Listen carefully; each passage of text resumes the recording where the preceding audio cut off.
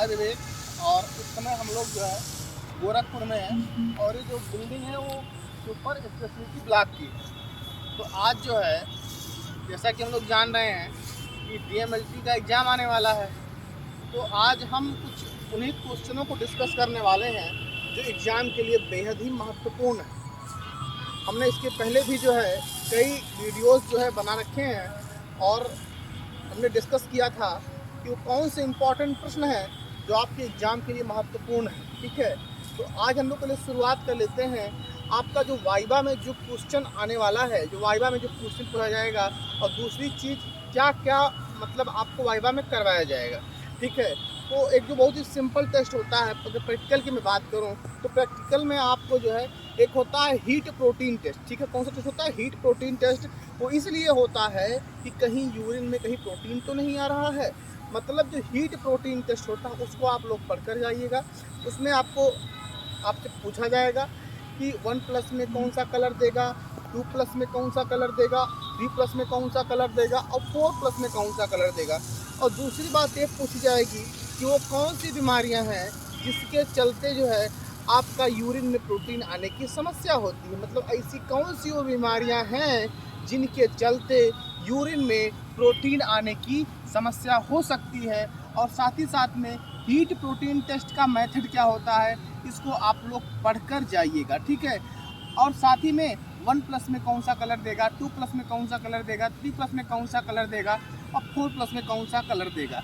ठीक है, अगर बीमारियां आपसे पूछ जाएंगी तो आप लोग बताइएगा नेफ्रोटिक सिंड्रोम हो गया, इसके अलावा भी अदर जो किडनी की बीमारियां होती हैं, क्रोनिक किडनी डिजीज हो गई, इन सब मामलों में यूरिन से प्रोटीन का लीकेज होने लगता है।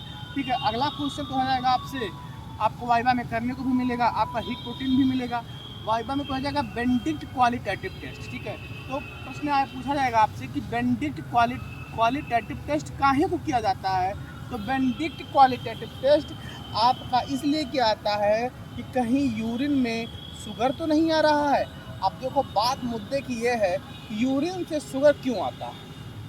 तो देखो, जब शरीर में ग्लूकोज का लेवल ज़्यादा होगा, जब किसी को शुगर की समस्या होगी तभी जो है यूरिन में शुगर आने लगेगा। तो आपसे क्वेश्चन पूछा जाएगा कि 1+ में कौन सा कलर देगा, 2+ में कौन सा कलर देगा, 3+ में कौन सा कलर देगा, 4+ में कौन सा कलर देगा। ठीक है, तो बेनेडिक्ट क्वालिटेटिव टेस्ट का मेथड आप लोग पढ़कर जाइएगा। और ऐसी कौन सी बीमारियां हैं जिनके चलते यूरिन में शुगर आने लगता है। इसके अलावा रोथेरा टेस्ट क्यों किया जाता है, रोथेरा टेस्ट क्यों किया जाता है, हेलर्स टेस्ट क्यों किया जाता है, आपका ऐसी कौन सी बीमारी है जिसमें यूरिन में बिलिरुबिन आने लगता है, ऐसी कौन सी समस्या है, ऐसी कौन सी समस्या है जिसमें यूरिन में यूरोबिलिनोजन आने लगता है।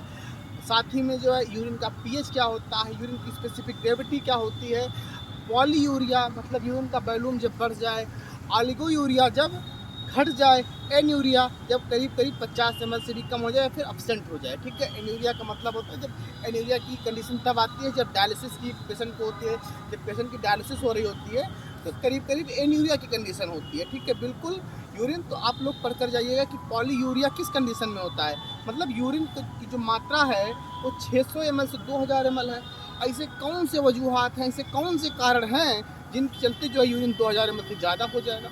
ऐसे कौन से कारण हैं जिसके चलते जो है यूरिन 600 ml से कम हो जाएगा। तो 600 ml से कम यानी कि ऑलिगोयूरिया और फिर पॉलीयूरिया। ठीक है, तो ये जो है बेसिक बातें।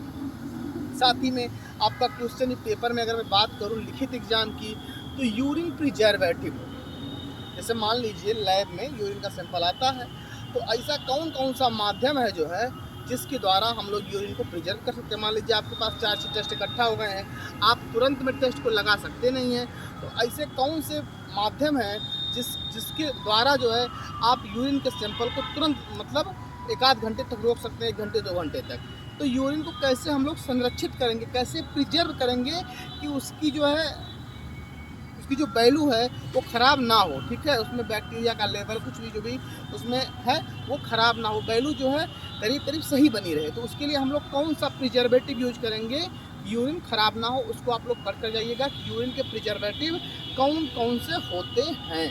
ठीक है, इसके अलावा आप लोग physical examination of urine, chemical examination of urine और माइक्रोस्कोपिक एग्जामिनेशन ऑफ यूरिन। तो माइक्रोस्कोपिक एग्जामिनेशन में आप लोग क्या देखते हैं, केमिकल एग्जामिनेशन में आप क्या देखते हैं, फिजिकल एग्जामिनेशन में आप क्या देखते हैं।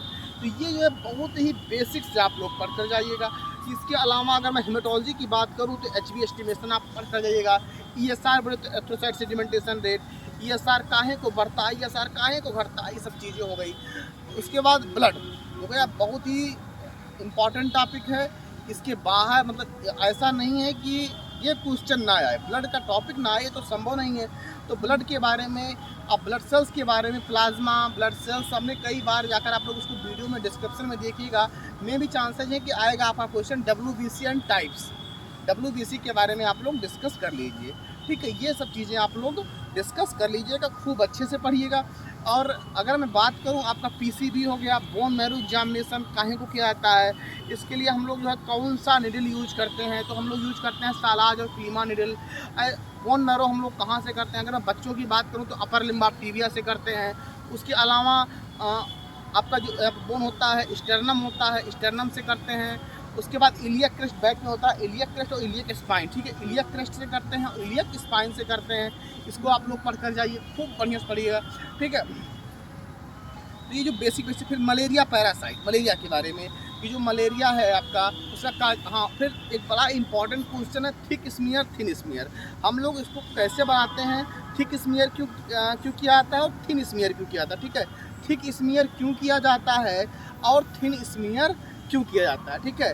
और मलेरिया पैरासाइट आपका जो होता है Plasmodium vivax, Plasmodium falciparum, Plasmodium ovale, Plasmodium malariae, ठीक है। और ऐसी प्लाज्मोडियम की कौन सी अवस्था जो इन्फेक्टेड होती है, वो अटैक कहाँ करता है, उसका थोड़ा सा साइकिल है, उसको आप लोग जो है देखो कर जाइएगा, ठीक है। ब्लड कलेक्शन हम लोग कैसे करते हैं, कहाँ से करते हैं, एंटीकोएगुलेंट वेन कहाँ होती है, साथ में सिफेलिक वेन होती है, उसको थोड़ा सा अपना देख लीजिएगा। उसके बाद बड़ा इंपॉर्टेंट टॉपिक है एंटीकोएगुलेंट। देखो एंटीकोएगुलेंट का काम क्या होता है, ब्लड को जो है थक्का जमने से रोक दे। जैसे क्या होता है कि जैसे तो कुछ टेस्ट हम लोग सीरम से लगाते हैं, कुछ टेस्ट जो है अपना वैसे लगाते हैं, होल ब्लड से लगाते हैं। तो एंटीकोएगुलेंट क्या करता है, ब्लड को, जैसे हम लोग जब सीरम वाला टेस्ट लगाते हैं तो उसमें कोई दिक्कत नहीं होती है, लेकिन जब हम लोग की आवश्यकता होल ब्लड होती है तो उसमें हम लोग जो है डायरेक्ट उसको मशीन को पिला देते हैं, ठीक है, CBC वगैरह में। तो इस चीज़ को आप लोग थोड़ा सा करीब से देख लीजिएगा। एंटीकोएगुलेंट के बारे में थोड़ा सा हिपैरिन का यूज कब किया जाता है। इसके अलावा आपका जो है TB गोल्ड का जो टेस्ट होता है, जो TB गोल्ड का टेस्ट होता है उसको हिपैरिन वायल में लिया जाता है, ठीक है। TB गोल्ड का जो टेस्ट होता है वो आपका लिया जाता है कौन से वायल में, हिपैरिन वायल में।